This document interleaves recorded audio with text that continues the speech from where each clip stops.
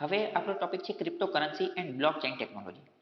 સૌથી પહેલા તો સમજો કે તમે મારા આગળના વિડીયો જોયેલા હશે તો તમને ખ્યાલ હશે કે ક્રિપ્ટોકરન્સી અને ડિજિટલ કરન્સી આ બંને અલગ અલગ વસ્તુ છે. શું આ ખ્યાલ છે તમને? ક્રિપ્ટોકરન્સી અને ડિજિટલ કરન્સી બંને અલગ અલગ છે, એ ખ્યાલ છે? ઓકે. હવે આપણે ક્રિપ્ટોકરન્સી અને બ્લોકચેન ટેકનોલોજી સમજવાનું છે. પહેલા તો ક્રિપ્ટોકરન્સી જે છે તો એની ડેફિનેશન, એની વ્યાખ્યા તમને ખબર હોવી જોઈએ. તો what is its definition? Cryptocurrency is a digital or virtual currency created and stored using blockchain technology. આ જે છે એ અહીંયા ક્રિપ્ટોકરન્સીની એકદમ સાદામાં સાદી ડેફિનેશન, એકદમ સાદી વ્યાખ્યા આપેલી છે કે ક્રિપ્ટોકરન્સી શું છે? એ એક પ્રકારની ડિજિટલ કરન્સી છે કે જેને ક્રિએટ એટલે કે જેને બનાવવામાં આવે છે અને સ્ટોર કરવામાં આવે છે બ્લોકચેન ટેકનોલોજીનો ઉપયોગ કરીને. તો આ શું છે? આ ક્રિપ્ટોકરન્સીની એકદમ સાદામાં સાદી વ્યાખ્યા છે. પ્રશ્ન બીજો થાય તો આ જે બ્લોકચેન ટેકનોલોજી જે છે, બ્લોકચેન ટેકનોલોજી એ શું છે? તો બ્લોકચેન ટેકનોલોજી શું છે? અ સિક્યોર્ડ ડિસેન્ટ્રલાઇઝ્ડ. બ્લોકચેન શું છે? તો એક પ્રકારની સિક્યોર્ડ, સુરક્ષિત, ડિસેન્ટ્રલાઇઝ એટલે કે વિકેન્દ્રીકરણ. વિકેન્દ્રીકરણ એટલે કે બધી જ માહિતી એક જ કેન્દ્રમાં સ્ટોર ન હોય, પરંતુ એની બદલે અલગ અલગ જગ્યાએ જે છે એ સ્ટોર હોય, એને કહેવાય ડિસેન્ટ્રલાઇઝ્ડ. અલગ અલગ કેન્દ્રની અંદર સ્ટોર હોય. ડિસેન્ટ્રલાઇઝ ડેટાબેઝ એટલે કે માહિતીનો સમૂહ, ધેટ મેન્ટેન્સ, એવો માહિતીનો સમૂહ કે જે જાળવી રાખે છે a continuous growing list of records. એવો ડેટાબેઝ, એવો માહિતીનો સમૂહ કે જે જાળવી રાખે છે કન્ટિન્યુઅસ, સતત ગ્રોઈંગ લિસ્ટ, વધતું જતું લિસ્ટ, રેકોર્ડ અને ટ્રાન્ઝેક્શન અને રેકોર્ડનું વધતું જતું લિસ્ટ જે છે એને પોતાની અંદર સંગ્રહ કરે છે. Old entries can't B deleted. જૂની જે એન્ટ્રી જે છે એને ડિલીટ કરી શકાતી નથી અને નવી એન્ટ્રી જે છે એ બધા જોઈ શકે છે, visible to all. Mainly used for running cryptocurrency network. Blockchain એ મુખ્યત્વે ક્રિપ્ટોકરન્સીનું જે નેટવર્ક જે છે એને ચલાવવા માટે વપરાય છે, બરાબર. બ્લોકચેનની જે ડેફિનેશન જે છે એ તમને એટલી બધી સમજાણી નહીં હોય, પરંતુ ધીમે ધીમે બ્લોકચેનની અંદર આપણે ઘૂસતા જઈશું એટલે તમને ડિટેલમાં ખ્યાલ આવી જશે. કરન્સીની આપણે એક બીજી વ્યાખ્યા જોઈએ. એક વ્યાખ્યા જોઈ લીધી ક્રિપ્ટોકરન્સીની. પહેલા તો તમારે એક ડેફિનેશન, વ્યાખ્યા યાદ રાખવાની છે. આપણે જે હેન્ડઆઉટની અંદર જોઈએ એ પણ યાદ રાખી શકો છો. આ બીજી આપણે જોઈએ એ પણ યાદ રાખી શકો છો. બીજી વ્યાખ્યા જોઈશું એટલે તમને ખ્યાલ આવશે કે તમે વ્યાખ્યા તમારી જાતે પણ બનાવી શકો છો, તમારા શબ્દોમાં ઠાળી શકો છો. આમાં શું વ્યાખ્યા આપેલી છે કે cryptocurrency is a digital currency. Cryptocurrency એક પ્રકારની ડિજિટલ કરન્સી છે in which transaction are verified, કે જેની અંદર ટ્રાન્ઝેક્શન એટલે કે લેવડ દેવડ એનું વેરિફિકેશન કરવામાં આવે છે અને એનો રેકોર્ડ જે છે એ મેન્ટેન, જાળવવામાં આવે છે. કોના દ્વારા? ડિસેન્ટ્રલાઇઝ્ડ સિસ્ટમ દ્વારા, યુઝિંગ ક્રિપ્ટોગ્રાફી નેટવર્કનો ઉપયોગ કરી અને ડિસેન્ટ્રલાઇઝ્ડ વિકેન્દ્રીકરણની સિસ્ટમની અંદર એના રેકોર્ડ, કયા રેકોર્ડ? તો કે ટ્રાન્ઝેક્શનના રેકોર્ડ, જેનું વેરિફિકેશન અને મેન્ટેનન્સ એ બંને જાળવવામાં આવે છે. Rather than by a centralised authority. જ્યારે જે સાદા પ્રકારની જે કરન્સી જે છે, સાદા પ્રકારની કરન્સી જે આપણે વાપરીએ છીએ, એનો બધો ડેટા, એનું બધું જે મેન્ટેન, એનો રેકોર્ડ જે છે એ મેન્ટેન કોણ કરે છે? તો કે એક સેન્ટ્રલાઇઝ્ડ ઓથોરિટી, એક કેન્દ્રીયકૃત સત્તા. ભારતની અંદર અત્યારે આપણે જે કરન્સી વાપરીએ તો એનું મેન્ટેનન્સ કોણ કરે છે? તો કે આરબીઆઈ કરે છે. આરબીઆઈ શું છે? તો કે એક પ્રકારની સેન્ટ્રલાઇઝ્ડ ઓથોરિટી છે. આવી જ રીતે બધા જ દેશની અંદર આવી એક સેન્ટ્રલ બેંક હોય, એ એનું ઓથોરિટી કરે છે. જ્યારે ક્રિપ્ટોકરન્સીમાં આવું નથી હોતું. એની બદલે શું હોય છે? ડિસેન્ટ્રલાઇઝ્ડ હોય છે, જે રેકોર્ડ જાળવવાનું અને વેરિફિકેશન કરવાનું કાર્ય કરે છે, બરાબર. હવે આપણે ક્રિપ્ટોકરન્સીની એક બીજી પણ જે છે ડેફિનેશન જોઈએ એટલે કે ખ્યાલ આવે કે ક્રિપ્ટોકરન્સી ચીજ શું છે. Cryptocurrency is a collection of binary data. Cryptocurrency શું છે? એક પ્રકારની બાયનરી ડેટા જે છે એનું કલેક્શન, એનો સમૂહ છે, which is designed to work as a medium of exchange. આ એક પ્રકારનું બાયનરી ડેટા એટલે કે અમુક પ્રકારની માહિતીનો સમૂહ છે જે કોઈ વ્યક્તિને આપવામાં આવે છે. કોની બદલે? તો કે વર્ક, કોઈ અમુક પ્રકારનું કાર્ય કરેલું એની માટે અને મીડિયમ ઓફ એક્સચેન્જ માટે, બરાબર. હવે બ્લોકચેન શું છે એ સમજીએ. બ્લોકચેન શું છે? તો કે system in which a record of transaction. Blockchain એક પ્રકારની વસ્તુ છે, એક પ્રકારની સિસ્ટમ છે કે જેની અંદર એક રેકોર્ડ અથવા તો એક માહિતી, રેકોર્ડ ઓફ ટ્રાન્ઝેક્શન, લેવડ દેવડની જે માહિતી જે છે ને, લેવડ દેવડની માહિતી કે જે બિટકોઇનની અંદર કરવામાં આવે છે અથવા બીજી કોઈ ક્રિપ્ટોકરન્સીની અંદર કરવામાં આવે છે, એનું મેન્ટેન, એને જાળવવા માટેની જે સિસ્ટમ જે છે એને બ્લોકચેન કહે છે.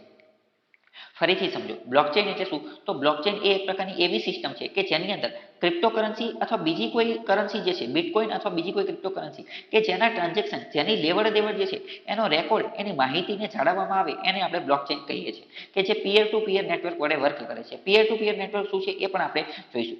પહેલા તો આ બંનેની અંદર કંઈ પ્રોબ્લેમ, ડાઉટ હોય તો પૂછો. ઓકે. હવે આની પહેલાના લેક્ચરની અંદર આપણે જોઈ ચૂકીએ છીએ કે આ જે ક્રિપ્ટોકરન્સી અથવા જે બિટકોઇન જે છે આ કઈ રીતે મેળવવામાં આવે. તો આ જે છે એ મુખ્યત્વે માઇનિંગના માધ્યમથી મેળવવામાં આવે. માઇનિંગ એટલે કે ખાણ ખોદીને. પરંતુ આ જમીનમાં હા, પરંતુ આ જમીનમાં ખાણ નથી ખોદવાની. કોમ્પ્યુટરની અંદર અમુક અઘરા પ્રકારના એલ્ગોરિધમ અથવા અઘરા પ્રકારના ઇક્વેશન સમીકરણોનું સમાધાન કરી અને આપણે આ જે છે એ મેળવી શકીએ છીએ. અને એની માટે મોંઘા computer, high speed computer, high internet ધરાવતા અને સારા એવા ગ્રાફિક ધરાવતા કોમ્પ્યુટર હોવા જોઈએ. આ બધું આપણે સમજી ચૂક્યા છીએ. હવે આપણે જોઈએ કે બ્લોકચેન જે છે એ કઈ રીતે વર્ક કરે છે. તો બ્લોકચેન માટે જે છે એ તમે આ એક ફોટો જે છે એ જુઓ. સૌથી પહેલા બ્લોકચેન શું છે? બ્લોકચેનનો મતલબ સમજો કે તમે બિટકોઇનની અંદર કોઈ વહીવટ કરો છો બિટકોઇનની અંદર. તો માની લો કે તમે એ નામના વ્યક્તિએ બી નામના વ્યક્તિને એક બિટકોઇન ટ્રાન્સફર કર્યો. કોણે? એ નામના વ્યક્તિએ બી નામના વ્યક્તિને. તો જેવો તે એ નામનો વ્યક્તિ પોતાના વોલેટમાંથી, પોતાના કોમ્પ્યુટરમાંથી કે પોતાના લેપટોપમાંથી જેવું તે એ બિટકોઇન ટ્રાન્સફર કરવાનું ટ્રાન્ઝેક્શન એટલે કે લેવડ દેવડની શરૂઆત કરશે તો એ પહેલા પોતાના કોમ્પ્યુટરને રિક્વેસ્ટ કરશે કે મારે બીને જે છે આ મોકલવું છે, બરાબર. તો પહેલું લેપટોપની અંદર એ શરૂઆત કરશે. બીજું શું થશે? જેવી તે શરૂઆત કરશે ને એટલે એક પ્રકારનો બ્લોક તૈયાર થશે. બ્લોક એટલે શું? એક પ્રકારની ઈંટ અથવા એક પ્રકારનું ચોરસ, એક પ્રકારનું બ્લોક તૈયાર થશે. આ બ્લોકની અંદર માહિતી હશે. શું માહિતી હશે? આ બ્લોકની અંદર એવી માહિતી હશે કે ટ્રાન્ઝેક્શન ઇઝ ક્રિએટેડ. એક પ્રકારનો વહીવટ અથવા એક પ્રકારની લેવડ દેવડ જનરેટ થઈ છે. કોણે ક્રિએટ કરી છે? તો કે એ ક્રિએટ કરી છે. કોની માટે? તો કે બી ને એક બિટકોઇન ટ્રાન્સફર કરવા માટે. આટલી વસ્તુ ખ્યાલ આવ્યો પહેલા તો? હા, ઓકે. હા, પહેલા શું થશે કે એક ટ્રાન્ઝેક્શન જે છે એ દ્વારા કરવામાં આવશે. બીજું, એ જે ટ્રાન્ઝેક્શન જે છે એ ટ્રાન્ઝેક્શન બ્લોકની અંદર કન્વર્ટ થઈ જશે. એટલે કે બ્લોક એટલે કે એક પ્રકારની ઈંટ, એક પ્રકારનું ચોરસ. એ ચોરસની અંદર માહિતી હશે. શું માહિતી હશે? કે એ ટ્રાન્ઝેક્શનની શરૂઆત કરેલી છે બી ને મોકલવા માટે. હવે આ ટ્રાન્ઝેક્શન જે છે, બરાબર, ટ્રાન્ઝેક્શન તો થઈ ગયું, પરંતુ આ ટ્રાન્ઝેક્શન ફેક નથી, ડમી નથી, ડુપ્લિકેટ નથી, અથવા તો જે છે એ ડુપ્લિકેટ નથી. એ જાણવા માટે શું કરવું પડે? એ જાણવા માટે એનું વેરિફિકેશન કરવું પડે. એટલે કે એની જે છે ઓળખાણ કરવી પડે. એટલે આ જે ટ્રાન્ઝેક્શનનો બ્લોક જે છે ને, આ ટ્રાન્ઝેક્શનનો બ્લોક એ નેટવર્કમાં જોડાયેલા બીજા બધા કોમ્પ્યુટરને મોકલવામાં આવશે. નેટવર્કની અંદર જોડાયેલા બીજા બધા કોમ્પ્યુટરને મોકલો. તો તમને લાગે કે આ નેટવર્ક કયું છે? તો હકીકતમાં બ્લોકચેનનું નેટવર્ક આખા વિશ્વની અંદર ફેલાયેલું છે. આખા વિશ્વની અંદર ઘણા બધા કોમ્પ્યુટર એની સાથે જોડાયેલા છે. આખા વિશ્વની અંદર જે ઘણા બધા કોમ્પ્યુટર એની સાથે જોડાયેલા છે એને આમની ટેકનિકલ ભાષાની અંદર નોડ કહે છે. શું કહે છે? નોડ. તો ટૂંકમાં એ જે આ ટ્રાન્ઝેક્શન કર્યું અને એ ટ્રાન્ઝેક્શનનો શું બની ગયો? તો કે બ્લોક બની ગયો. એ બ્લોક જે છે એ મોકલવામાં આવશે વિશ્વના બધા જ નેટવર્કને, એટલે કે વિશ્વના બધા જ નોટને. વિશ્વના જેટલા પણ કોમ્પ્યુટર જોડાયેલા છે એને આપણે શું કહીએ છીએ? નોડ કહેવામાં આવે છે. તો અહીંયા જો આપણે ત્રીજા નંબરની ઇમેજમાં જોઈ શકીએ છીએ કે ક્વેશ્ચન માર્ક આપેલું છે. તો આ બધા કોને મળે છે? અલગ અલગ નોડને મોકલવામાં આવે છે. પછી હવે આ નોડ લોકો જે છે, નોડ લોકો એ ચેક કરશે કે આ ટ્રાન્ઝેક્શન ઓરિજિનલ છે કે ડુપ્લિકેટ. એ કઈ રીતે ચેક કરશે? પહેલા તો એ ચેક કરશે કે એ નામનો વ્યક્તિ બી નામના વ્યક્તિને એક બિટકોઇન સેન્ડ કરી રહ્યો છે. તો પહેલા તો એ ચેક કરશે કે શું હકીકતમાં એ પાસે એક બિટકોઇન છે કે નહીં. કારણ કે એવું પણ બની શકે કે એ પાસે એક બિટકોઇન હોય જ નહીં અને એમને મેં ટ્રાન્ઝેક્શન કર્યું હોય. તો પહેલા તો આ બધા નોડ ભેગા થઈ અને ચેક કરશે કે શું એ પાસે બેલેન્સ કેટલું છે.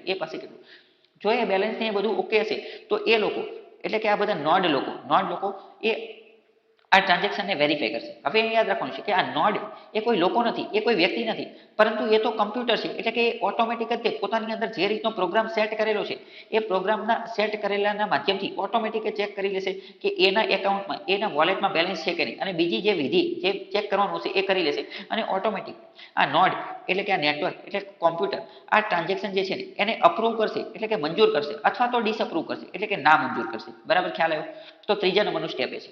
ચોથા નંબરના સ્ટેપની અંદર સમજીએ તો notes validate the transaction. Notes લોકો શું કરશે? નોટ્સ લોકો ચોથા નંબરની અંદર આ ટ્રાન્ઝેક્શનને વેલિડેટ કરશે, એટલે કે આ ટ્રાન્ઝેક્શન જે છે એને ખાતરી કરશે.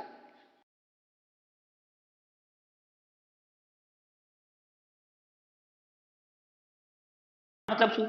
નોડ એટલે કોમ્પ્યુટરની અંદર, નોડ એટલે અમુક પ્રકારના કોમ્પ્યુટર કે જે એક નેટવર્કની અંદર જોડાયેલા છે. નોડને તમે એક રોબોટ તરીકે યાદ રાખી શકો છો. તો હવે એક મિનિટ પૂરું થશે એટલે તમને ખ્યાલ આવી જશે. ચોથા નંબરના સ્ટેપની અંદર શું થશે કે નોટ્સ વેલિડેટ ધ ટ્રાન્ઝેક્શન. આ જેવી રીતે મેં તમને કીધું કે નોડ લોકો જે છે એ આ ટ્રાન્ઝેક્શનને વેલિડ કરશે, ચેક કરશે કે આ ઓરિજિનલ છે કે નહીં. કઈ રીતે? તો મેં તમને કીધું પહેલા ચેક કરશે કે એના બિટકોઇન વોલેટની અંદર શું એટલા પૈસા પડ્યા છે કે નહીં, શું એક બિટકોઇન પડ્યો છે કે નહીં. કારણ કે એક બિટકોઇન હશે તો ટ્રાન્સફર કરી શકશે, એટલે એ લોકો વેલિડેટ કરશે. નોડ લોકો ભેગા થઈ. નોડ શું છે? તો કે computer. Nodes receive a reward for the proof of work. અને જો નોડ લોકો જે છે, નોડ લોકો એ આ ટ્રાન્ઝેક્શનને જે છે એ સ્વીકૃત કરી દેશે તો આગળ એ ટ્રાન્ઝેક્શન કમ્પ્લીટ થઈ જશે. હવે તમને એવું લાગે કે નોડ લોકો આવું કામ કરે છે તો નોડને શું ફાયદો થાય? નોડને શું ફાયદો થાય? તો નોડને ફાયદો એ થાય કે નોડને એના રિવોર્ડ સ્વરૂપે જે છે એ અમુક પ્રકારના બિટકોઈન મળી જાય. નોડને એના રિવોર્ડ સ્વરૂપે શું મળી જાય? અમુક બિટકોઈન મળી જાય, અથવા તો અમુક પ્રકારની બીજી કોઈ વસ્તુ મળી જાય, અમુક પ્રકારનો પગાર, સેલરી, બીજી કોઈ વસ્તુ મળી જાય. પછી જેવું જ નોડ લોકો આને જે છે એ અપ્રૂવ આપી દે એટલે શું થાય? The block is added to the existing blockchain, અને એ ટ્રાન્ઝેક્શન કમ્પ્લીટ થઈ જાય. એ ટ્રાન્ઝેક્શન કમ્પ્લીટ થઈ જાય. કયું ટ્રાન્ઝેક્શન? એ દ્વારા એક બિટકોઈન છે બીને મોકલવામાં આવે છે. એ જેવું જ નોડ લોકો એને અપ્રૂવ કરે એટલે આ ટ્રાન્ઝેક્શન કમ્પ્લીટ થઈ જાય અને આ ટ્રાન્ઝેક્શનનો સંપૂર્ણ બ્લોક જે છે એડ થઈ જાય અને એ બ્લોક જોડાઈ જાય જે જૂની બ્લોકચેનની અંદર. એવા અત્યાર સુધી જેટલા પણ પૈસા ટ્રાન્સફર થયેલા છે, અત્યાર સુધી જેટલી પણ ક્રિપ્ટોકરન્સી ટ્રાન્સફર થયેલી છે એનું જે જોડાણ હોય એ 5મા નંબરની અંદર જુઓ તો એની અંદર એ ઈંટની અંદર એ એક પ્રકારની દિવાલ બની જાય અથવા એક પ્રકારની એની અંદર સમય છે કે અત્યાર સુધી જેટલા બનેલા છે એ બધા આવી જાય. તો કે block is added to existing blockchain અને ધ ટ્રાન્ઝેક્શન ઇઝ કમ્પ્લીટ. ટૂંકમાં ફરીથી જોઈએ તો પહેલું સ્ટેપ શું છે બ્લોકચેનની અંદર? જ્યારે તમે કોઈ ટ્રાન્ઝેક્શન કરો તો ટ્રાન્ઝેક્શન ઇઝ રિક્વેસ્ટેડ. કોઈ વ્યક્તિ જે છે એ ટ્રાન્ઝેક્શનની રિક્વેસ્ટ કરે તો જે ટ્રાન્ઝેક્શન જે છે એ ટ્રાન્ઝેક્શનની માહિતી, રેકોર્ડ, ડેટા ધરાવતું એક બ્લોક જે છે એ જનરેટ થાય. આ બ્લોક જે છે એ અલગ અલગ નોડને મોકલવામાં આવે. નોડ શું છે? તો અમુક પ્રકારના કોમ્પ્યુટર કે જે નેટવર્કની અંદર જોડાયેલા છે. આ નોડ લોકો શું કરે? વેરિફિકેશન કરે. વેરિફિકેશનના બદલાની અંદર એમને અમુક પ્રકારનું રિવાર્ડ મળે, અમુક પ્રકારનું વસ્તુ મળે. અને જો નોડ લોકો જે છે એ આ જે ટ્રાન્ઝેક્શન જે છે એને વેરીફાઈ કરી દે, વેલિડેટ કરી દે તો એ ટ્રાન્ઝેક્શન કમ્પ્લીટ થઈ જાય અને ટ્રાન્ઝેક્શન જે બ્લોક ચેઇન જે છે એની અંદર જોડાઈ જાય અને સામેવાળા વ્યક્તિને મળી જાય પૈસા અને આનામાંથી કટ થઈ જાય અને ટ્રાન્ઝેક્શન કમ્પ્લીટ થઈ જાય. હવે આ વસ્તુ જે છે બરાબર, આ વસ્તુને આપણે અત્યારની કરન્સી સાથે સમજીએ. ફોર એક્ઝામ્પલ સમજો કે તમારે જે છે એ તમારા બેંક એકાઉન્ટમાંથી પૈસા ઉપાડવા છે તો તમે તમારા બેંક એકાઉન્ટમાંથી પૈસા ઉપાડવા માટે બેંકની અંદર જશો અને એક સ્લીપ ભરશો. કોની? તો કે પૈસા ઉપાડવા માટેની. તો જેવી તમે પૈસા ઉપાડવાની સ્લીપ ભરશો તો જેવી તમે સ્લીપ ભરી એનો મતલબ શું કે ટ્રાન્ઝેક્શન ઇઝ રિક્વેસ્ટેડ. પહેલા નંબરનું જે બ્લોક જે છે, પહેલા નંબરનું જે ચિત્ર બતાવેલું છે એ સમજો કે ટ્રાન્ઝેક્શન ઇઝ રિક્વેસ્ટેડ. એનો મતલબ શું કે તમે સ્લીપ ભરી. બીજું, આ સ્લીપ જે છે એ એક પ્રકારનો બ્લોક બની ગયો. જે સ્લીપ કે જેમાં તમે લખ્યું કે 1000 રૂપિયા ઉપાડવા છે તો સ્લીપ શું બની ગયું? સ્લીપ એ એક પ્રકારનો બ્લોક બની ગયો. હવે આ સ્લીપ તમને કોને આપશો? તો સ્લીપ જે છે એ તમે કેશિયરને આપશો અથવા તો કે જ્યાં જમા કરવાવાળો, ઉપાડવાવાળો વ્યક્તિ હશે એને આપશો. હવે ઉપાડવાવાળો વ્યક્તિ જે છે એને આપણે શું કહી શકીએ? ઉપાડવાવાળા વ્યક્તિને આપણે નોડ કહી શકીએ. નોડ કહી શકીએ તો કે હા, નોડ કહી શકીએ. એટલે કે કેશિયર અથવા બેંકવાળો વ્યક્તિ જે છે એ ચેક કરશે કે તમે એકાઉન્ટ નંબર સાચો લખેલો છે, તમારું નામ સાચું લખેલું છે, સિગ્નેચર સાચી કરેલી છે, તમે 1000 રૂપિયા ઉપાડવા માંગો છો પરંતુ શું હકીકતમાં તમારા એકાઉન્ટમાં 1000 છે? તો આ બધું વેરિફિકેશન કરશે, વેલિડેટ કરશે. તો આ વેલિડેટ કરશે અને પછી તમારું ટ્રાન્ઝેક્શન અપ્રૂવ કરશે. તો તમારું ટ્રાન્ઝેક્શન અપ્રૂવ કરશે કે નહીં કરે એ કોણ નક્કી કરશે? એ બેંકનો ઓફિસર નક્કી કરશે. આમાં કોણ નક્કી કરશે? નોડ નક્કી કરશે. તો હકીકતમાં નોડ એ બેંક જેવું કામ કરે છે, બેંકના ઓફિસર જેવું કામ કરે છે. હવે બેંકનો ઓફિસર જે છે એને તો આ કામ બદલ શું મળે છે? આ કામ બદલ એને પગાર મળે છે. જનરલી આ કામ બેંકની અંદર ક્લર્ક પણ કરતો હોઈ શકે, કેશિયર પણ કરતો. જનરલી કોણ કરતો હશે? ક્લર્ક કરતો હશે, ક્લર્ક. બરાબર. તો એને આ બદલ પગાર મળે. તો નોડને શું મળે છે? તો આપણે જોયું કે નોડને પણ આની બદલ અમુક પ્રકારના રિવાર્ડ મળે છે. એ બિટકોઈનમાં પણ હોઈ શકે અથવા બીજી કોઈ બાબતની અંદર પણ હોઈ શકે. અને જેવો તે એ ક્લર્ક અથવા એ જે છે એ આપણું ટ્રાન્ઝેક્શન વેલિડેટ કરી દે એટલે આપણને આપણા પૈસા મળી જાય. તો એવી રીતે આમાં પણ નોડ લોકો જ્યારે આ કરી નાખે એટલે એ જે જૂની ચેઇન જે છે બ્લોકચેનની, કે જે અત્યાર સુધીમાં જેટલા ટ્રાન્ઝેક્શન થયેલા એ બધાનું જે લિસ્ટ જે છે એની અંદર હવે આ ટ્રાન્ઝેક્શન પણ જોડાઈ જાય અને આ ટ્રાન્ઝેક્શન બધા લોકો જોઈ શકે છે અને ટ્રાન્ઝેક્શન કમ્પ્લીટ થાય. બરાબર. તો શું તમને સમજાણું કે બેંકની વ્યવસ્થા અને આ બંને પ્રકારની વ્યવસ્થા કઈ રીતે સામ્યતા ધરાવે છે? ઓકે. હવે બીજું સમજીએ. તો બેંકની વ્યવસ્થા અને આ બ્લોકચેન વ્યવસ્થા બંને એક જ જેવી છે, પરંતુ આની અંદર તફાવતો શું છે? આની અંદર તફાવત એ છે કે જે આપણે બેંકની વ્યવસ્થા જે છે એમાં આપણું આ જે વેરિફિકેશન કરવાવાળો વ્યક્તિ જે છે ને, વેરિફિકેશન કરવાવાળો વ્યક્તિ એ કોઈ વ્યક્તિ છે. એ શું છે? કોઈ વ્યક્તિ છે. જ્યારે આની અંદર બ્લોકચેનની અંદર વેરિફિકેશન કરવાવાળો, વેલિડેટ કરવાવાળો વ્યક્તિ જે છે એ વ્યક્તિ નથી પરંતુ નોડ છે. નોડ. અને નોડ એટલે શું? નોડ એટલે કમ્પ્યુટરનો એક સમૂહ છે. હવે સમજો કે ઓરિજિનલ જે ફિઝિકલ વ્યક્તિ જે છે, આપણે બેંકે જઈએ અને જે વ્યક્તિ જે છે તો એ વ્યક્તિ કરપ્ટ હોઈ શકે છે. કરપ્ટ એટલે કે ભ્રષ્ટાચાર લઈ શકે છે, લાંચ, બ્રાઇબ ને એવું બધું લઈ શકે છે. અથવા તો માની લો કે એ વ્યક્તિ જે છે એનેથી કોઈ ભૂલ થઈ ગઈ તો એની અંદર ભૂલની ગુંજાઈશ રહે છે. અથવા તો એ જે વ્યક્તિ જે છે એ વ્યક્તિ તો કોના આદેશ ઉપર કામ કરે છે? એ વ્યક્તિ તો એની ઉપરની જે બેંક જે છે, એની ઉપરની જે સેન્ટ્રલ બેંક જે છે એ જે પ્રકારના આદેશ આપે એની ઉપર કામ કરે છે. જ્યારે આ નોડ જે છે એની ઉપર કામ નથી કરતા. અને નોડ કરપ્ટ ન થઈ શકે. એવું કેમ? એવું એટલા માટે કારણ કે આ નોડ જે છે ને એ કોઈ એક નોડ નથી, આખા વિશ્વની અંદર આવા ઘણા બધા નોડ છે, આખા વિશ્વની અંદર આવા ઘણા બધા નોડ છે. અને માની લો કે એક નોડ જે છે એ કરપ્ટ થઈ ગયું, પરંતુ વિશ્વમાં તો મેં તમને કીધું કે આ તો આખું નેટવર્ક છે, આખા વર્લ્ડની અંદર વિશ્વની અંદર આવા નોડ એટલે કે આવા રોબોટ, આવા કોમ્પ્યુટરનું ઘણું બધું નેટવર્ક છે. તો કોઈ એક જે છે એ કામ કરતું બંધ થઈ ગયું, તો શું બધે બધા થોડા કામ કરતા બંધ થઈ જશે? અથવા તો માની લો કે કોઈ એક નોડ જે છે એણે કરપ્શન કર્યું, તો એ કરપ્શન જે છે ને એને બીજા બધા નોડ જે છે એ ઓળખી લેશે અને બીજા બધા નોડ તાત્કાલિક જ કોમ્પ્યુટરના માધ્યમથી કહી દેશે કે આ નોડ જે છે એ હવે કરપ્શન કરે છે, આને કાઢી નાખો. બરાબર? ખ્યાલ આવ્યો કે બ્લોકચેન સેફ શા માટે છે જે નોર્મલ ટ્રાન્ઝેક્શન છે એની કરતા? આટલી વસ્તુ ખ્યાલ. હવે આ બ્લોકચેન જે છે એ એક પ્રકારની ટેકનોલોજી છે અથવા એક પ્રકારની સિસ્ટમ છે કે જે ક્રિપ્ટોકરન્સીના ટ્રાન્ઝેક્શન માટે અથવા અન્ય કોઈ વસ્તુના ટ્રાન્ઝેક્શન માટે વપરાય છે. હવે આ આખી વિધિ, આ આખી ચેઇન આપણે સમજી રહ્યા છીએ. તો આ જે ચેઇન જે છે આનો ઉપયોગ માત્ર ક્રિપ્ટોકરન્સીમાં જ થાય એવું જરૂરી નથી. આનો ઉપયોગ ઘણી બધી અલગ અલગ બધી જ જગ્યાએ આપણે કરી શકીએ છીએ. બધી જ જગ્યાએ કરી શકીએ એનો મતલબ શું? અલગ અલગ ઘણી બધી જગ્યાએ કરી શકીએ. જેમ કે માની લો કે બ્લોકચેનનો ઉપયોગ આપણે ગવર્મેન્ટ સ્કીમમાં કર્યો તો ગવર્મેન્ટ સ્કીમમાં કઈ રીતે થઈ શકે? તો કોઈ ગવર્મેન્ટ સ્કીમની અંદર આ બ્લોકચેનનો ઉપયોગ કઈ રીતે થાય એ આપણે સમજીએ. ફોર એક્ઝામ્પલ સમજો કે ઉપરથી ભારત સરકાર જે છે એ 100 કરોડ રૂપિયા આપે છે કોઈ સ્કીમ માટે. તો હવે ભારત સરકાર આજે 100 કરોડ રૂપિયા આપે છે, માની લો કે એ સ્કીમ કોની છે? તો કે એ એવી સ્કીમ છે કે જે ગરીબ વ્યક્તિઓ જે છે ને, ગરીબ વ્યક્તિઓ એના એકાઉન્ટની અંદર હજાર રૂપિયા આપવાના, અને આ હજાર રૂપિયા આપવા માટે જે છે એ 100 કરોડ આપે છે. હવે મુખ્યત્વે ભારતની અંદર જોઈએ તો કરપ્શન કયા લેવલે થાય છે? તો કરપ્શન જનરલી કેવું થાય? બહુ પહેલા રાજીવ ગાંધી જે આપણા વડાપ્રધાન હતા એમને એવું કીધું હતું કે કેન્દ્ર સરકાર જ્યારે ઉપરથી રૂપિયો મોકલે ને તો એ જે તે વ્યક્તિ સુધી પહોંચતા જે છે ને 15 પૈસા જેટલું થઈ જાય છે. એટલે કે બાકીના 85 પૈસા જે છે એ કરપ્શન થઈ જાય છે, માત્ર 15 પૈસા જ પહોંચે છે. કરપ્શન થઈ ગયું એટલે કે ઉપર કેન્દ્ર સરકારમાંથી રાજ્ય સરકારમાં આવે, રાજ્ય સરકારમાંથી જિલ્લામાં, જિલ્લામાંથી તાલુકામાં અને તાલુકામાંથી જે તે વ્યક્તિ પાસે પહોંચે ત્યાં સુધીમાં વચ્ચે ઘણું બધું કરપ્શન થતું હોય. તો બ્લોકચેનનો ઉપયોગ આપણે આમાં કઈ રીતે કરી શકીએ? મેં તમને કીધું કે 100 કરોડની કોઈ સ્કીમ છે, સરકારે જે છે 100 કરોડ ઇસ્યુ કર્યા, તો 100 કરોડ જે છે સરકાર જેવા તે 100 કરોડ જે છે એ રાજ્ય સરકારના ખાતામાં ટ્રાન્સફર કરશે તો એનો એક બ્લોક બની જશે. એનો શું બની જશે? બ્લોક બની જશે. અને આ બ્લોક બધા લોકો જોઈ શકશે, બધા લોકો એ ચેક કરી શકશે કે કેન્દ્ર સરકાર દ્વારા રાજ્ય સરકારને 100 કરોડ મળેલા છે. બરાબર? તો હવે એ 100 કરોડમાંથી કોઈ વ્યક્તિ કરપ્શન કરી શકશે નહીં. એની અંદરથી કોઈ વ્યક્તિ જે છે એ પૈસા બૂચ નહીં મારી શકે. કેમ? કારણ કે જેવા તે કોઈ વ્યક્તિ પૈસા લઈ લેશે તો શું થશે? તો આ તો કોમ્પ્યુટરની અંદર એ ડિટેલ હશે, બધા જ વ્યક્તિ જોઈ શકે છે, તો બધા વ્યક્તિ જોઈ શકે છે તો ખબર પડી જશે કોણે લઈ લીધા. બરાબર? પછી તરત જ શું થશે? કેમ રાજ્ય સરકાર જે છે, રાજ્ય સરકાર એ જિલ્લાને આ પ્રકારના પૈસા ટ્રાન્સફર કરશે. જે તે જિલ્લાને, ગુજરાતની અંદર 33 જિલ્લા છે તો બધા જિલ્લાના ભાગે જેટલા પૈસા આવતા હશે એટલા ટ્રાન્સફર. તો ફરીથી બીજો એક બ્લોક જનરેટ થશે. શું થશે? બીજો એક બ્લોક જનરેટ થશે જેની અંદર કયું ટ્રાન્ઝેક્શન હશે કે રાજ્ય દ્વારા 33 જિલ્લાને, ગુજરાત રાજ્ય દ્વારા 33 જિલ્લાને જે છે એ ટ્રાન્ઝેક્શન આપો, તો ટોટલ 33 પ્રકારના બ્લોક જે છે એ જનરેટ થશે. પછી શું થશે કે આ જિલ્લા જે છે એ તાલુકાને અને ગ્રામ પંચાયતને અને જે તે વ્યક્તિને જે છે એ પૈસા જે છે એ ટ્રાન્સફર કરશે. તો એ બધા જે છે એ બ્લોક જનરેટ થતા રહેશે અને આ બધા બ્લોક જે છે એ ઓટોમેટિક વેલિડેટ થશે. કઈ રીતે ઓટોમેટિક વેલિડેટ થશે? તો આ જે છે આ બ્લોકની અંદર ઓટોમેટિક જ તે સરવાળો બાદબાકી થઈ જશે કે ઉપર જ્યારથી સ્ટાર્ટ થયું ત્યારથી કેટલા પૈસા હતા? તો કે 100 કરોડ. શરૂઆતનો જે પહેલો બ્લોક હશે એ 100 કરોડ રૂપિયાનો હશે. અને પછી આ જે કોમ્પ્યુટરનું જે નોડ્સ, જે નેટવર્ક જે છે એ ઓટોમેટિક ચેક કરશે કે ભારતના બધા રાજ્ય અને બધા વ્યક્તિઓને જેટલા પૈસા મળ્યા એ બધા નોડ્સ, એ બધા જે બ્લોક હશે એ બધાનો સરવાળો કરશે.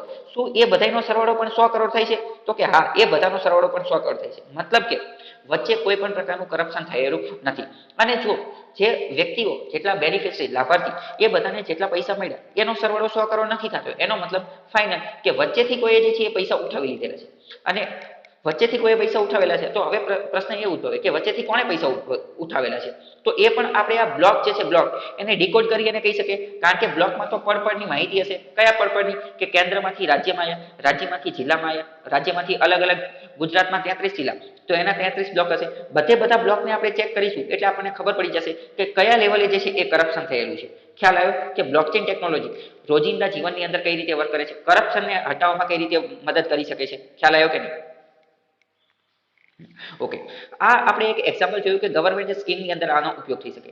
આવી જ રીતે આ બ્લોકચેન જે છે એ દુનિયાની ઘણી બધી બાબતોની અંદર, આ તો મેં તમને એક એક્ઝામ્પલ આપ્યું, બધી જ બાબતોની અંદર જે છે એ ઉપયોગ થઈ શકે. હવે આને તમે એવું યાદ રાખો, બ્લોકચેન શું છે? તો એક પ્રકારના આવા બ્લોક છે, એટલે કે એક પ્રકારની ઈંટ છે અને એની ચેઇન છે, એનો સમૂહ છે, એની સાંકળ છે. તો બ્લોકચેન એવી દરેક જગ્યાએ ઉપયોગ થઈ શકે કે જ્યાં ચેઇન વાળા ટ્રાન્ઝેક્શન થતા હોય. ચેઇન વાળા ટ્રાન્ઝેક્શન એટલે શું? એટલે કે આવા સામૂહિક ટ્રાન્ઝેક્શન થતા હોય. તમે એવું પણ સાંભળેલું હશે કે ગ્લોબલ સપ્લાય ચેન, અથવા તો તમે એવું પણ સાંભળેલું છે કે જ્યારે ગાડી બનાવવાની હોય ફોર વ્હીલ, તો ફોર વ્હીલ ની અંદર બધી વસ્તુ એક સાથે બનતી હોય. અલગ જગ્યાએ ટાયર બનતા હોય, અલગ જગ્યાએ એન્જિન બનતું હોય, અલગ જગ્યાએ જે છે એના જે બોનેટ, એના અલગ અલગ પાર્ટ્સ, ગિયર બોક્સ એ બધું બનતું હોય. તો આ બધાનું પણ એક જ સિક્વન્સ હોય. તો એની અંદર પણ બ્લોકચેનનો ઉપયોગ થઈ શકે કે બધી વસ્તુ જેમ જેમ બનતી જાય તો એના બ્લોક બનતા જાય. ટૂંકમાં બ્લોકચેન શબ્દને ડીકોડ કરો તો બ્લોક એટલે કે એક પ્રકારનો ટુકડો, એક પ્રકારની માહિતી, અને ચેઇન એટલે કે સાંકળ. તો બ્લોકચેન એવી દરેક બાબતની અંદર દરેક જગ્યાએ ઉપયોગ થઈ શકે કે જ્યાં જે છે જે ચેઇન સિસ્ટમથી ચાલતી હોય, જેની અંદર ચેઇન સિસ્ટમથી ચાલતી હોય. હવે સમજો કે આ બધી જે ડિલિવરી કંપની જે છે, ડિલિવરી કુરિયર કંપની એ બધું, તો એ બધાએ પણ આ ટેકનોલોજીનો ઉપયોગ કરી શકે કે નહીં? તો કે હા, એ પણ કરી શકે, કારણ કે એ લોકો પણ ચેઇનની અંદર વર્ક કરે છે. બરાબર. હવે તમે તમારી જાતે વિચારજો કે બ્લોકચેનનો હવે કઈ કઈ જગ્યાએ ઉપયોગ કરી શકે. મેં તમને આનો કોન્સેપ્ટ સમજાવી દીધો. હવે તમને ઓટોમેટિક ખબર પડી જવી જોઈએ કે બ્લોકચેનનો બરાબર આ જગ્યાએ પણ ઉપયોગ થઈ શકે, આ જગ્યાએ પણ ઉપયોગ થઈ શકે. ઓકે, ખ્યાલ આવ્યો? એટલે કે આ બિટકોઇન અથવા આ જે ક્રિપ્ટોકરન્સી, એનું ઓરિજિન, એનો ઉદ્ભવ ક્યાંથી થયો? તો ક્રિપ્ટોકરન્સી સૌથી પહેલી ક્રિપ્ટોકરન્સી કઈ છે? સૌથી પહેલી ક્રિપ્ટોકરન્સી છે બિટકોઇન નામની કરન્સી છે. આનું ઓરિજિન એટલે કે અનાર્કિસ્ટ નામના લોકો હતા. અનાર્કિસ્ટ ગ્રુપ એટલે કે અશાસનવાદી. આ એવા પ્રકારના લોકો હોય કે જેને સરકારની અંદર વિશ્વાસ જ નથી. એમનું એવું કહેવાનું થતું હોય કે સરકાર નામની કોઈ વસ્તુ હોવી જોઈએ નહીં. એટલે કે anarchist group lost faith in fiat money.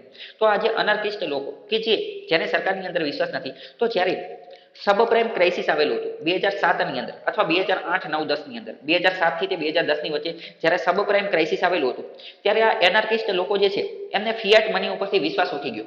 એમને ઓલરેડી સરકાર ઉપર તો વિશ્વાસ નહોતો તે, અને ફિયાટ મની ઉપરથી પણ વિશ્વાસ ઉઠી ગયો. કેમ? કારણ કે 2007 ના સબપ્રાઇમ ક્રાઇસિસની અંદર અમેરિકાના ડોલર અને આખા વિશ્વની અંદર જે છે મંદી આવી ગઈ હતી, અને એ અમેરિકાના ડોલરના પડતી થવાના કારણે અમેરિકાનું જે ડોલર રહ્યું ને એનો પર્ચેસિંગ પાવર એ ઘટવાના કારણે જે છે આખા વિશ્વની અંદર સમસ્યા આવી ગઈ હતી. તો જે એનાર્કિસ્ટ ગ્રુપે વિચાર્યું કે કરન્સી ઉપર, ચલણી નાણાં ઉપર બહુ જાજો વિશ્વાસ રાખવો જોઈએ નહીં, અને એમને કીધું કે બેંક મની, પૈસા બેંકમાં પણ ન ટ્રાન્સફર કરાવવો જોઈએ. ડિપોઝિટ મની એટલે કે પૈસા બેંકમાં રાખવા જ ન જોઈએ.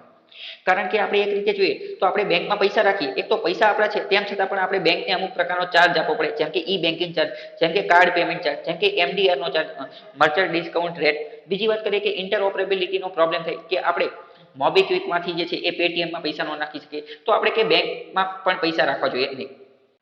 તો એનાર્કિસ્ટ લોકોનું એવું માનવું થતું હતું કે લોકોએ પૈસા બેંકમાં ન રાખવા જોઈએ. તો એની બદલે શું કરવું જોઈએ? તો એની બદલે 2009 ની અંદર એક એનોનિમસ યુઝર એટલે કે અનામી વ્યક્તિ સતોશી નાકામોટો નામનો એક વ્યક્તિ હતો. એણે ક્રિપ્ટોકરન્સી લોન્ચ કરી અને એનું નામ આપ્યું બિટકોઇન નામનું એક ક્રિપ્ટોકરન્સી લોન્ચ કરી, કે જેના અંતર્ગત બેંકની જરૂર નથી અથવા સરકારની જરૂર નથી. આની અંદર બધી વસ્તુ ઓટોમેટિક જ થઈ જાય. તમને એવું લાગે ઓટોમેટિક કઈ રીતે થાય? તો આપણે ઓલરેડી સમજી ચૂક્યા કે બ્લોકચેનની અંદર નોડ્સ લોકો જે છે, નોડ્સ લોકો એટલે કે કમ્પ્યુટરનું નેટવર્ક કે જે આખા વિશ્વની અંદર સ્થાપિત જે છે, એ ઓટોમેટિક જ એને જે છે એ વેરીફાઈ કરી દેશે. અને આ જે બિટકોઇન એ ટોટલ કેટલા છે? તો બિટકોઇન ટોટલ 21 મિલિયન જેટલા કોઈન છે. વેર ઇન વન બિટકોઇન, એક બિટકોઇન એટલે કે કેટલી થાય? તો કે 10⁸ જેટલી સતોશી થાય, જે સ્મોલેસ્ટ યુનિટ, નાનામાં નાનો યુનિટ છે. આ જે છે એ MCQ ની અંદર પૂછાઈ જાય કે 10⁸ જેટલી સતોશી. બિટકોઇન જે છે સૌથી પહેલી જે છે એ ક્રિપ્ટોકરન્સી છે, જે સતોશી નાકામોટોએ બનાવેલી છે. પરંતુ સતોશી નાકામોટો કોણ છે એ હજી સુધી કોઈ ગોતી શક્યું નથી. જોકે અત્યાર સુધીમાં ભારતના, ચીનના, જાપાનના, અમેરિકાના ઘણા બધા લોકોએ એવું કીધું કે હું સતોશી નાકામોટો છું, પરંતુ હું તપાસ કરી તો ખબર પડી કે ના, આ એ વ્યક્તિ છે નહીં. એટલે હજી સુધી કોઈ ગોતી શક્યું નથી. બીજી વાત કરીએ, બિટકોઇન સિવાય પણ અમુક ક્રિપ્ટોકરન્સી છે, જેમ કે ઇથેરિયમ, લાઇટકોઇન, ડીજીકોઇન, લક્ષ્મીકોઇન અને રિપલ. આ બધા શું છે? તો કે ક્રિપ્ટોકરન્સી. આ બધાના નામ યાદ રાખવા કેમ જરૂરી છે? પ્રશ્ન ડાયરેક્ટ પૂછી જશે, ઇથેરિયમ, લાઇટકોઇન, ડીજીકોઇન આ શું છે? તો આ બધા ક્રિપ્ટોકરન્સીના પ્રકાર છે. બરાબર, પરીક્ષામાં ડાયરેક્ટ એ જ પ્રશ્ન પૂછાઈ જશે. પછી બીજી વાત કરીએ કે આ જે બિટકોઇન છે ને, બિટકોઇન એ અનલિમિટેડ નથી. બિટકોઇનનો જે સ્થાપક હતો આ સતોશી નાકામોટો, એને એ પ્રકારની રચના કરેલી છે કે અનલિમિટેડ બિટકોઇન જનરેટ ન કરી શકાય. અનલિમિટેડ ટોટલ કેટલા બિટકોઇન જનરેટ થઈ શકશે? ભવિષ્યમાં જેટલા પણ બિટકોઇન જનરેટ થશે તો એ 21 મિલિયન કોઈન થશે. આની કરતાં વધારે બિટકોઇન ક્યારેય જનરેટ થશે નહીં. એણે એ પ્રકારની લિમિટ સેટ કરેલી છે. એવી શા માટે કરેલી છે? તો આપણે આની પહેલા તો મેં તમને પહેલો જ તો ટોપિક સમજાવ્યો હતો કે જ્યારે કોઈ પણ કરન્સી વધી જાય, કોઈ પણ કરન્સીની વેલ્યુ વધી જાય અથવા કરન્સી માર્કેટની અંદર બજારની અંદર કરન્સી ચલણી નાણું વધી જાય તો શું થાય? તો ઇન્ફ્લેશન આવી જાય. તો સતોશી નાકામોટોને એ પણ ખબર હતી કે જો અનલિમિટેડ બિટકોઈન થઈ જશે ભવિષ્યમાં, માની લો કે લોકો અનલિમિટેડ બિટકોઈન કરી નાખશે. કઈ રીતે? માઇનિંગના માધ્યમથી. માઇનિંગ કર કરશે, માઇનિંગ કર કરશે અને અનલિમિટેડ બિટકોઈન જો લઈ લેશે તો આ બિટકોઈનની એટલી બધી વેલ્યુ રહેશે નહીં. એટલે સતોશી નાકામોટોએ નક્કી કર્યું કે બિટકોઈન જે છે એ નિશ્ચિત માત્રામાં હોવો જોઈએ. કેટલા? 21 મિલિયન કોઈન હોવો જોઈએ. 21 મિલિયન, એનાથી વધારે હોવું જોઈએ. આ જ વસ્તુ આપણે ગોલ્ડની અંદર પણ કહી શકીએ છીએ. ગોલ્ડની વેલ્યુ વધારે છે, ગોલ્ડનું મૂલ્ય વધારે છે. કેમ? કારણ કે ગોલ્ડ જે છે એ નિશ્ચિત માત્રામાં છે. આપણે ખાણમાંથી ને એમાંથી જે મળે તો એ નિશ્ચિત માત્રામાં છે, એ અનલિમિટેડ નથી. હવે સમજો કે ગોલ્ડ ભવિષ્યમાં કદાચ એવું થશે, ભવિષ્યમાં કદાચ માની લેવું કે એવું થઈ જાય કે કોઈ સેટેલાઇટ ઉપરથી, કોઈ ગ્રહ ઉપરથી કે કોઈ ઉપગ્રહ ઉપરથી ઘણું બધું સોનું આપણને મળી જાય અને એ સોનું આપણે અહીંયા લઈ દઈએ અથવા તો માની લો કે અમુક જગ્યાએથી ઘણી બધી સોનાની ખાણ મળી જાય. તો આવા કેસની અંદર શું થશે? જો પૃથ્વી ઉપર ઘણું બધું અનલિમિટેડ સોનું આવી જશે તો સોનાની અત્યારે જે વેલ્યુ જે છે એ વેલ્યુ રહેશે નહીં. કોઈ પણ વસ્તુની વેલ્યુ ક્યારે રહે? કોઈ પણ વસ્તુની વેલ્યુ ત્યારે જ જાય જ્યારે એ નિશ્ચિત માત્રાની અંદર હોય. જ્યારે એ અનલિમિટેડ થઈ જાય તો એની વેલ્યુ રહેતી નથી. એટલે ટૂંકમાં બિટકોઈન જે છે એ અનલિમિટેડ મેળવી શકાય નહીં. ટોટલ 21 મિલિયન કોઈન છે એટલે એટલા જ મેળવી શકાય, એનાથી વધારે મેળવી શકાય નહીં. હવે બીજો પ્રશ્ન થાય કે બિટકોઈનને મેળવવા કઈ રીતે? તો બિટકોઈનને મેળવવાના 3 રસ્તા છે. 3 રસ્તા. પહેલો તો મુખ્ય રસ્તો કયો છે? મુખ્ય રસ્તો આપણે ઓલરેડી જે ચર્ચા થઈ ગયેલી હતી, માઇનિંગના માધ્યમથી. માઇનિંગ એટલે શું કરવું? માઇનિંગનો મતલબ એમ કે અમુક પ્રકારના જે પ્રોબ્લેમ અથવા અમુક પ્રકારના સમ આપેલા છે, જે લોજિકલ એલ્ગોરિધમને અમુક પ્રકારના પ્રોબ્લેમ, ઇક્વેશન, સમીકરણો આપેલા છે, એનું સમાધાન કરવાનું. પરંતુ એનું સમાધાન કરવા માટે પાવરફુલ કોમ્પ્યુટર જોઈએ તો માઇનિંગ કરવાનું. પહેલું બિટકોઈન કઈ રીતે મેળવી શકે? તો કે mining of the blockchain using powerful computers. પરંતુ આનો નેગેટિવ પોઈન્ટ કેવો છે? આનો નેગેટિવ પોઈન્ટ એવો છે કે લોકો પાવરફુલ કોમ્પ્યુટર ખરીદશે. બીજું, આ પાવરફુલ કોમ્પ્યુટરની અંદર જે ગ્રાફિક કાર્ડ આવે છે તો ગ્રાફિક કાર્ડ વાળા ખરીદશે તો ગ્રાફિક કાર્ડની ડિમાન્ડ વધી જશે. એટલી ડિમાન્ડ વધી જશે કે આ બિટકોઈન આવ્યા પછી જે છે એ ગ્રાફિક કાર્ડનો ભાવ 2 થી 4 ગણો વધી ગયો છે. બીજું, આ ગ્રાફિક કાર્ડનો એનો ભાવ વધશે તો એના કારણે ઈ વેસ્ટ જનરેટ થશે, એટલે કે ઇલેક્ટ્રોનિક કચરો જે છે એ જનરેટ થશે. બીજું, થર્મલ ઇલેક્ટ્રિસિટી વેસ્ટેજ વર્થ 20 મેગાટન. બીજું એ કે લોકો કોમ્પ્યુટર ચાલુ રાખશે અને સુપર પાવરફુલ કોમ્પ્યુટર ચાલુ રાખશે અને બિટકોઈન જનરેટ કરશે તો વીજળી પણ વપરાશે. વીજળી અત્યારે આપણે જોઈએ છીએ કે થર્મલ કોલસામાંથી બને છે તો પ્રદૂષણને એ બધું વધશે. અને બીજું આનો બીજો એક નેગેટિવ પોઈન્ટ એ પણ છે કે જો ભવિષ્યની અંદર ક્વોન્ટમ કોમ્પ્યુટર જે છે એ ઇન્વેન્ટ કરવામાં આવશે. ક્વોન્ટમ કમ્પ્યુટર એટલે શું? તો આ એક પ્રકારના એવા કમ્પ્યુટર છે કે જે ઘણી બધી ગણતરી સેકન્ડોની અંદર કરી નાખશે. સેકન્ડોની અંદર જે સાદું કોમ્પ્યુટર જે ગણતરી કરવામાં 4, 5, 10, 15 વર્ષ લગાવશે એ તો ક્વોન્ટમ કમ્પ્યુટર સેકન્ડોની અંદર કરી નાખશે. તો જો ક્વોન્ટમ કમ્પ્યુટરની શોધ થઈ જશે તો આ જે ઇક્વેશન હશે અથવા જે એલ્ગોરિધમ કે જેના માધ્યમથી બિટકોઈન જનરેટ કરવામાં આવે છે એ બધા એલ્ગોરિધમ, એ બધા સમીકરણો ફટાફટ સેકન્ડોમાં જે છે સેકન્ડોમાં સોલ્વ થઈ જશે અને બિટકોઈન જે છે એ ફટાફટ મળી જશે. અને જો બિટકોઈન ફટાફટ મળી જશે તો બિટકોઈનની પ્રાઇસ, કિંમત, વેલ્યુ જે છે એ ક્રેશ થઈ જશે. એ શું થશે? એ ગગડી જશે. બરાબર. આ પહેલો બિટકોઈન મેળવવાની પ્રાથમિક રીત કઈ છે? તો કે માઇનિંગના માધ્યમથી. બીજી રીતે બિટકોઈન મેળવવા હોય તો કઈ રીતે? આપણી પાસે એવા પાવરફુલ સુપર કોમ્પ્યુટર ને એવું હોય નહીં તો આપણે કઈ રીતે મેળવી શકીએ? તો આપણે એવું કરી શકીએ કે જે વ્યક્તિ પાસે, માની લો કે એ નામના વ્યક્તિ પાસે બિટકોઈન છે, એ નામના વ્યક્તિ પાસે, તો આપણે એ નામના વ્યક્તિને કંઈક વસ્તુ ખરીદીએ. માની લો કે તમે પિઝાની દુકાન ધરાવો છો, બરાબર, તો તમે એ નામના વ્યક્તિને જે છે એ પિઝા વેચો અને એ નામનો વ્યક્તિ તમને પેમેન્ટ જે ચૂકવણી કરે એમાં તમને બિટકોઈન આપે તો તમને વસ્તુ મળી જાય. એટલે બીજો રસ્તો એ છે કે selling goods and service to a minor honour of cryptocurrency. એટલે કે ક્રિપ્ટોકરન્સી ધરાવતા વ્યક્તિને તમે કંઈક વસ્તુ વેચો. પરંતુ આનો નેગેટિવ પોઈન્ટ, ચેલેન્જીસ કેવું છે કે bitcoin wallets have public address. બિટકોઈનનું જે વોલેટ હોય ને, બિટકોઈનનું જે વોલેટ એ કેવું હોય? એ પબ્લિક એડ્રેસ હોય, એ બધા લોકો જોઈ શકે, એ બધા લોકો. અને આ જે નામ જે છે ને બિટકોઈનની અંદર વોલેટનું જે વ્યક્તિનું નામ એ યુઝર નેમ જેવું હોય. યુઝર નેમનો મતલબ શું? યુઝર નેમનો મતલબ કે જે વ્યક્તિએ જે રાખવું એ રાખી દે. જેમ કે ઘણી બધી વાર તમે યુઝર નેમ જોયેલા હશે કે કિલર અથવા તો કે ફલાણું ને ગોડ ને ક્રિપ્ટો કિંગ ને કિંગ 1 2 3 ને પછી કિંગ જેસ્મિન ને બ્યુટી ક્વીન ને આવા બધા યુઝર નેમ જોયેલા છે. તો આ જે પબ્લિક એડ્રેસ એ બધા જોઈ શકે, પરંતુ એની પાછળ કોઈ બેકઅપ ન હોય, એનું કોઈ વેરિફિકેશન ન હોય, એટલે કે એ કોઈ આધાર કાર્ડ આરે કે એની આરે લિંક ન હોય. એ તો જેને જે રાખવા હોય એ રાખી દે. અને બીજું, આની અંદર એક પ્રાઇવેટ કી એટલે કે પાસવર્ડ હોય. તો પેટીએમ વોલેટ ને આ બધાની અંદર કેવું હોય કે આપણે પેટીએમ વોલેટ ની બધાની પાછળ શું હોય કે મોબાઈલ નંબર આપણે વેરિફિકેશન કરાવવાનું અથવા ઈમેલ આઈડી વેરિફિકેશન કરાવવાનું. પરંતુ આની અંદર બિટકોઈન વોલેટની અંદર આવું કોઈ વેરિફિકેશન હોય નહીં. એને જે યુઝરનેમ રાખવું હોય એ રાખી શકે. તો આ જે સેલિંગ ગુડ્સ, આની સમસ્યા શું છે? આપણે એ જાણી ન શકીએ કે કયા વ્યક્તિએ કોને પેમેન્ટ કર્યું છે.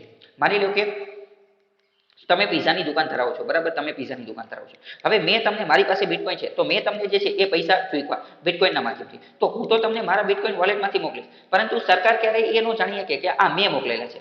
કેમ? કારણ કે મારું નામ હાર્દિક છે, તો મેં મારા બિટકોઈન વોલેટની અંદર મારું નામ હાર્દિક રાખેલું એવું જરૂરી નથી. મેં માની લો કે 1 2 3 નાખી દીધું, તો હવે 1 2 3 કોણ છે એ કોઈ ગોતી શકે નહીં. અને 1 2 3 યુઝરનેમ રાખવા માટે મારે કોઈ ઈમેલ આઈડી કે આધાર કાર્ડ કે એવું કોઈ વેરિફિકેશન કરાવવાની જરૂર નથી. તો આ એની અંદર ચેલેન્જ રહી છે. So difficult to trace by law enforcement agency. કાયદાનું પાલન કરવાવાળી સંસ્થા માટે આ ખૂબ જ જે છે એ અઘરી વસ્તુ છે, બિટકોઈન કોણ ટ્રાન્સફર કરે છે એ ગોતવું. એટલે આની અંદર મિસયુઝ ઘણો બધો થાય છે. અત્યારે આપણે વાત કરીએ તો નાર્કોટિક્સ, ઇલીગલ ટ્રેડ, પછી આ ટેરર ફાઇનાન્સિંગ, આતંકવાદીઓને એ બધાની અંદર જે છે આ બિટકોઈનનો ઉપયોગ થાય છે. આ ડ્રગ્સ ને, દારૂ ને, ચરસ ને, એ બધાની અંદર પણ આનો ઉપયોગ થાય છે. બીજું, selling good services in exchange of bitcoin, government deprive of GST. બીજી વાત કરીએ કે જો લોકો આ બિટકોઈન થી જે પેમેન્ટ કરશે તો સરકારને જીએસટી મળશે નહીં, સરકારને બીજી કસ્ટમ ડ્યુટી, ઇન્કમ ટેક્સ ને આ બધું મળશે નહીં. સ્કેમ થઈ શકશે, કારણ કે justice under consumer protection act. બીજું, માની લો કે કોઈ વ્યક્તિ બિટકોઈનનો સ્કેમ કરશે તો આપણે કેસ કોની વિરુદ્ધમાં કરશું? કેસ નહીં કરી શકીએ, કારણ કે આપણે જે છે એ કોની વિરુદ્ધમાં કેસ કરવો, એની અંદર કોઈ બેકઅપ હશે. તો બીજો રસ્તો આ છે બિટકોઈન મેળવવાનો.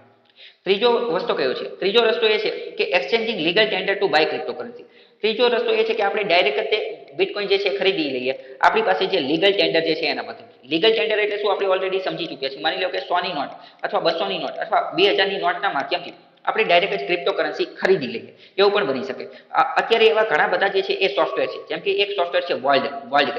આ વર્લ્ડ નામનો સોફ્ટવેર જે છે એ વર્લ્ડ નામના સોફ્ટવેરથી તમે તાત્કાલિક જે છે એ બિટકોઈન ખરીદી શકો છો. તમારા બેંકમાંથી પૈસા કપાઈ જાય અને તમે બિટકોઈન ખરીદી લો. તો પણ આનો પણ જે છે એ નુકસાન શું છે એ જોઈએ. ખરીદવાનું, બિટકોઈન ખરીદવાનું નુકસાન શું છે? તો કે for traditional rupee to dollar exchange, forex dealers have to register with RBI.